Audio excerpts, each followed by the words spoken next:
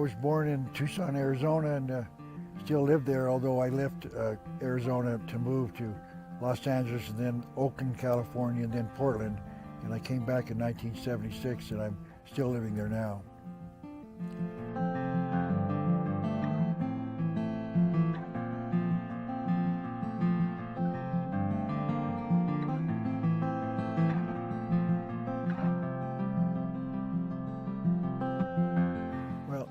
I graduated from the University of Arizona and then went to Los Angeles for my first job, and after my 4 years at school. And when I got there, since I was from Arizona, I didn't know much about California, so I decided to join the Young Republicans. Since my mother was a Republican, I knew very little about such things.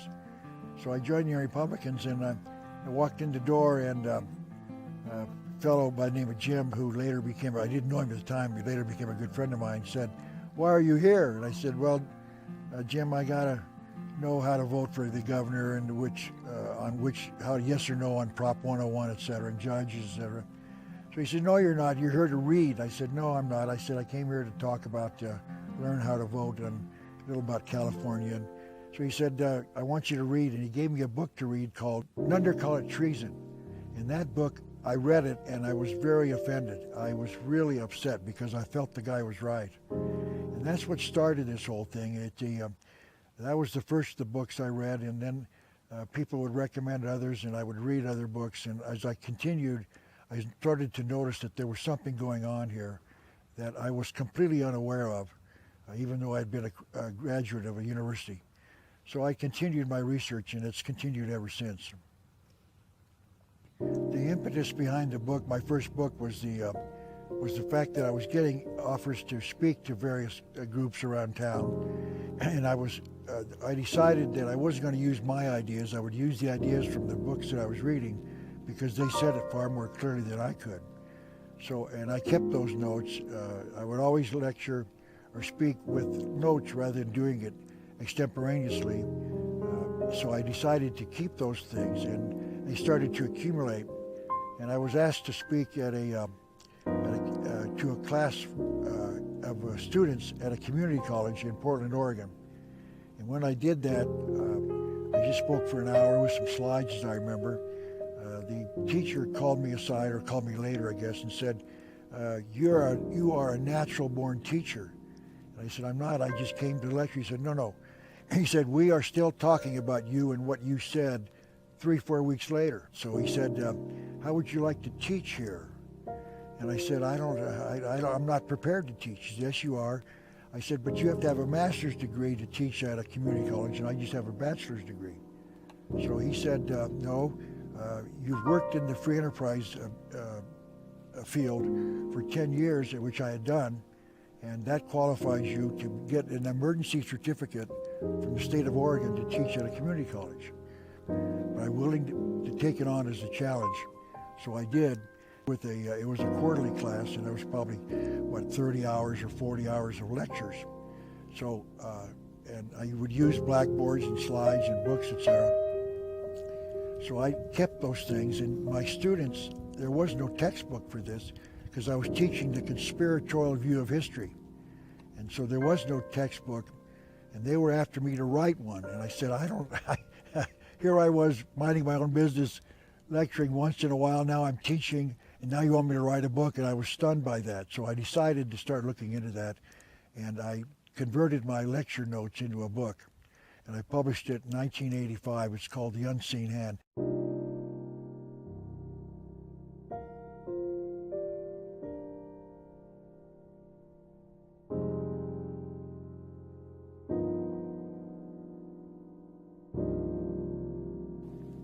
When I was offering these students a different view of history, called the conspiratorial view rather than what I call the accidental view. And I knew myself, because I had never been exposed to either view, although in essence I had been, because our textbooks teach us the accidental view. And the accidental view holds that events happen by accident. No one really knows why wars or revolutions or depressions start. And I was convincing them that they were planned, and I called it the result of a conspiracy. So I was teaching him the conspiratorial view of history, and it was kind of interesting. I had 17 students my first quarter at that community college, and I was getting 30 to 40 students or people in my class every morning. So I finally decided to find out what it was, and they would say, well, I'm the fellow's, Jim's girlfriend or boyfriend or whatever it is, or even their parents, they were coming, because I was offering them something they've never heard before and never been exposed to, and they felt it was of great value to them, and they were telling their friends and neighbors about it, and I was pleased by that. So I asked the students who paid for it if they minded if these people just sat in and listened, and they said no, so I decided that was sufficient.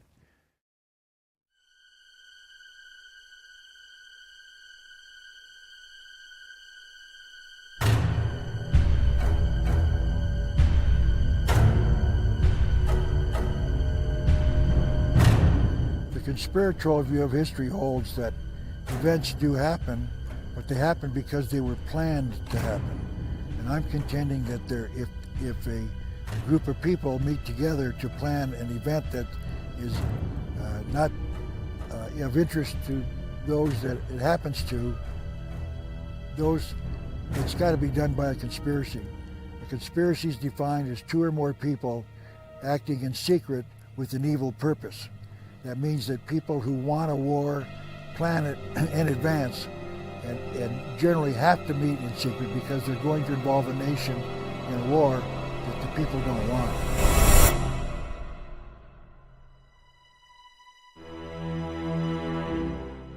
It's very common for people who have heard this for the first time to reject it because they have been taught the accidental view for all their life.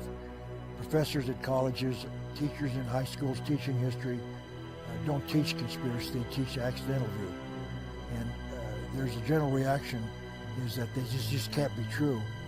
But I've dedicated my life to developing the documentation that it is true, that there is a conspiracy at work, and I've worked on developing that information from those that are directly involved or those who have done the research prior to mine. And I'm convinced that there is indeed an active conspiracy at work in this world even today, and that this world is going someplace. And it's not going to just be America, it is the world itself.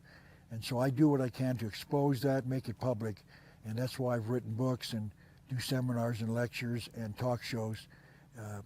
And every attempt is to educate people to say there's something going on here, and I know what it is. Ralph Epperson.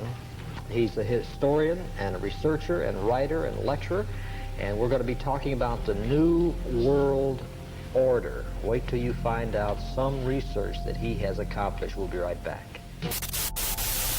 By the way, did you write this book from a religious viewpoint or a historian viewpoint? Oh, thank you for asking. I want to make sure that people understand that. I'm reading the newspapers. I happen to be a Christian, but I wrote that book as an historian. I tried to document this from the works of the past. So there's no question. You cannot say, well, I don't have to be a Christian, and you're talking about the book Revelation or something, world government and the coming tribulation, etc. I'm not doing that. This is out of your newspapers and the works of the past. Anyone can check my references. They're right out. There's no question what I'm saying is right. It's right out of their own material. What is at stake is more than one small country. It is a big idea. A new world order where diverse nations are drawn together in common cause to achieve the universal aspirations of mankind: peace and security, freedom, and the rule of law. Such is a world worthy of our struggle and worthy of our children's future. We have before us the opportunity to forge for ourselves and for future generations a new world order, a world where the rule of law, not the law of the jungle, governs the conduct of nations. When we are successful, and we will be, we have a real chance at this new world order.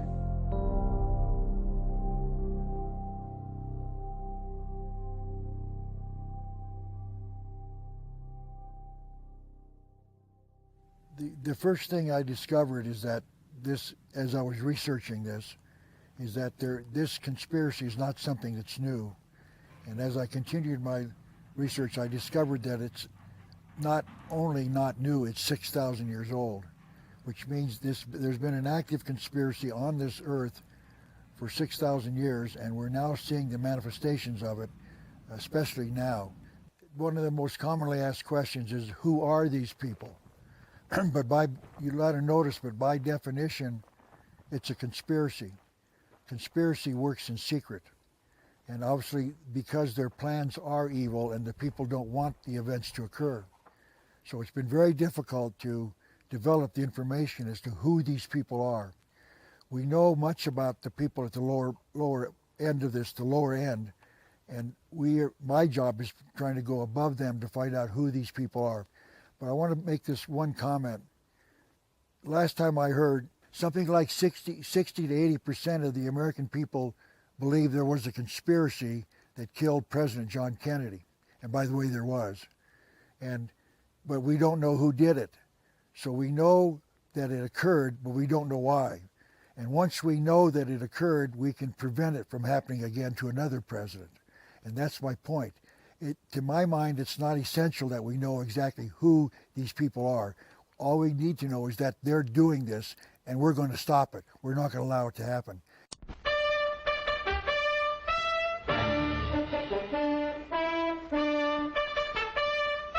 Your commentator is Joe O'Brien.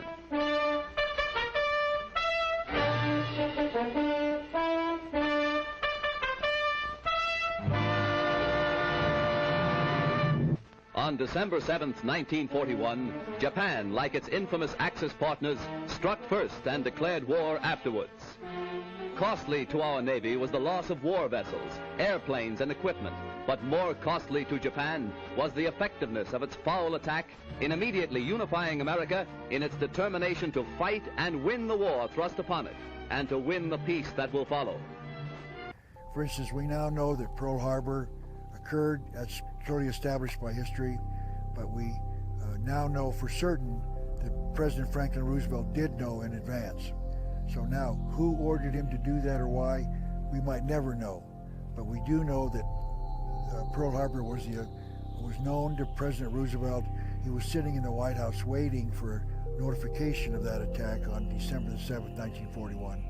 So that's sufficient, because once we know that people can plan events like that, our job is to make sure we don't allow someone else to do it to us as well.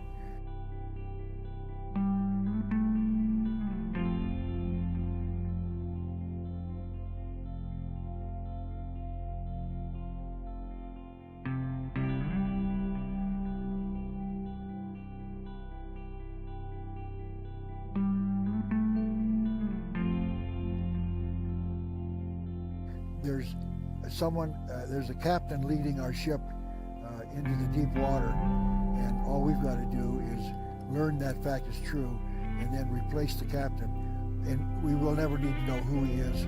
We'll just make sure the ship goes the right way.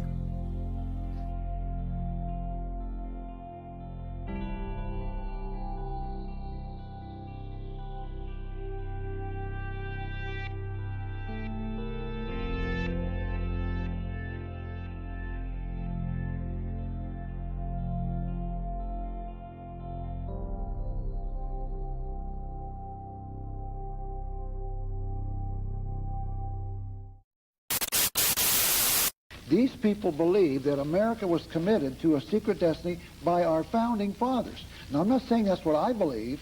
That's what they believe, and we'd better find out why they believe that. Because I don't like secret destinies. I'm a free citizen. I want to know what my government's doing. He says we've got a secret destiny. What is a secret destiny? The secret destiny is to give us the New World Order.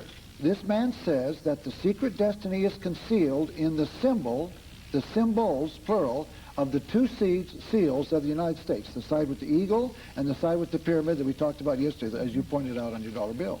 He said the secret destiny is contained in those symbols. So we better find out what those symbols are. Once again, explain the Latin that we're looking at on the front of the seal. Now, I want to explain it as they explain it. Now, you might come up with a dictionary that says something contrary. That's fine. I'm saying this is what they believe it means. Let's take the annuit septus on the top. Okay.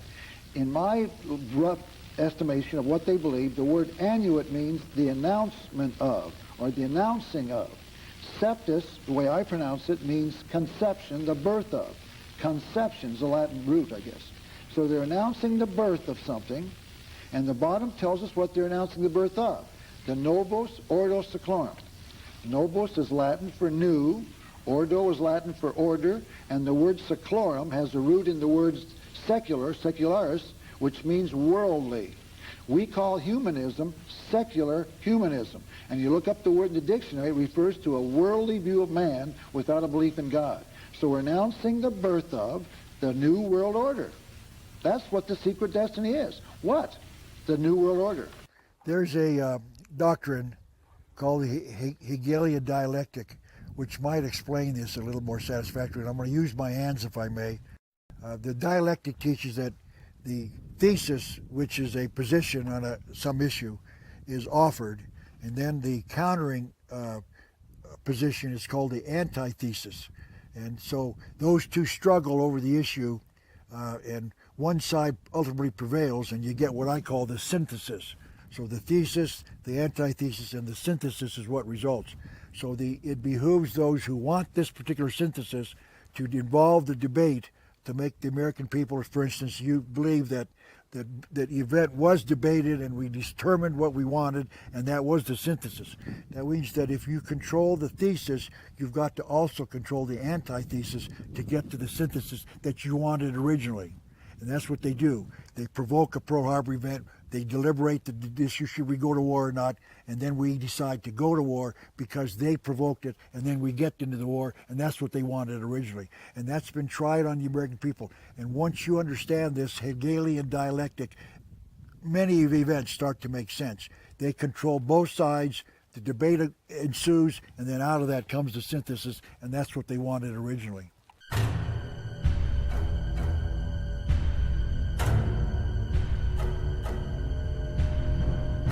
To understand the attack on September the 11th, 2001, it's very easy to establish the fact that our government has a policy, those running our government, in fact, those behind the people in our government, have a policy of not going to war unless we're attacked.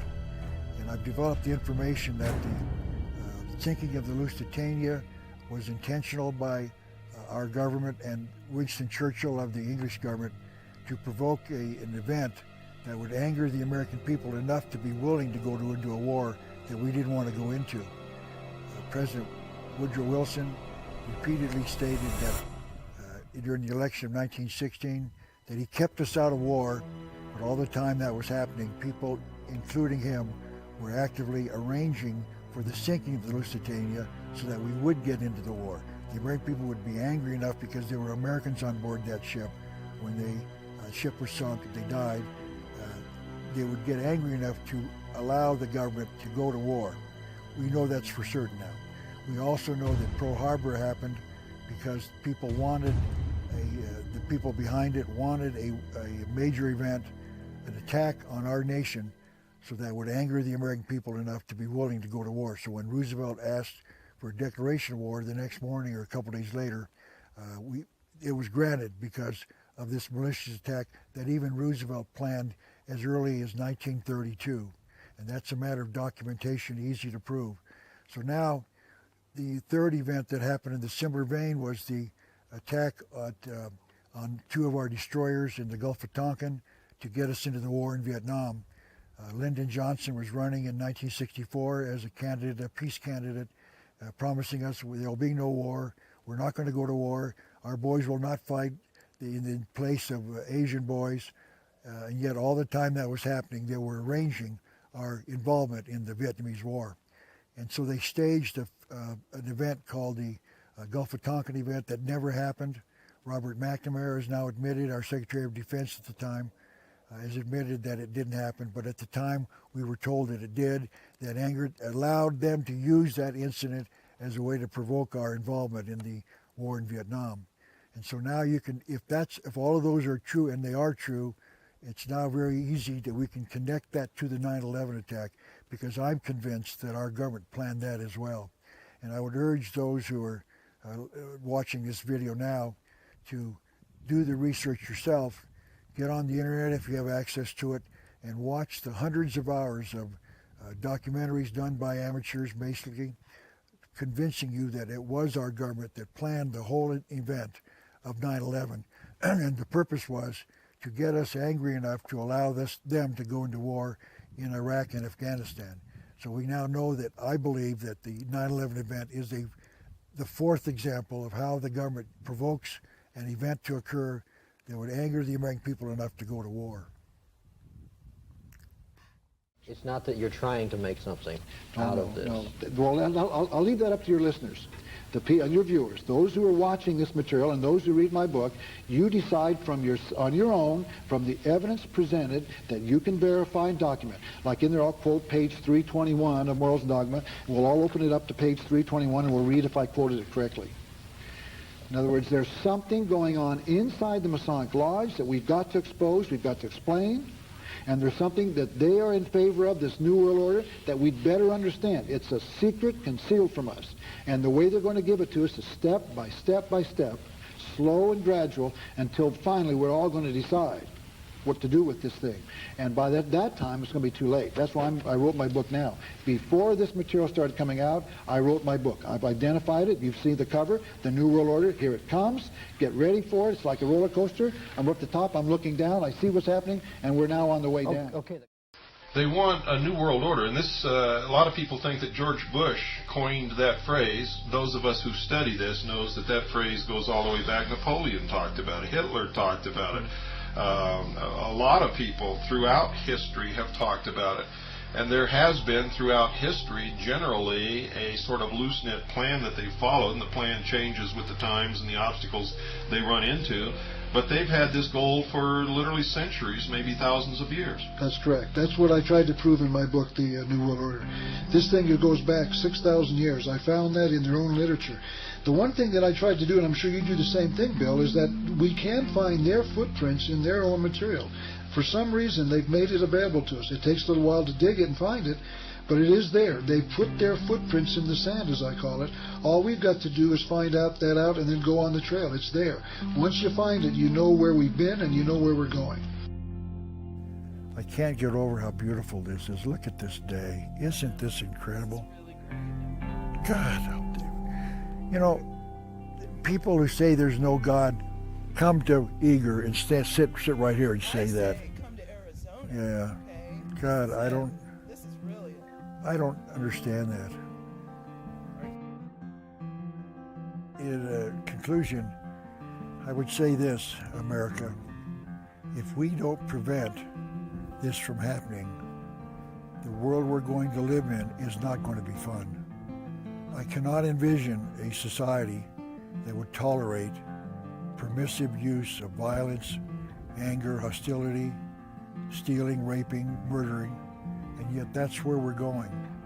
And I know this might sound strange to you, but I'm telling you that's what this is.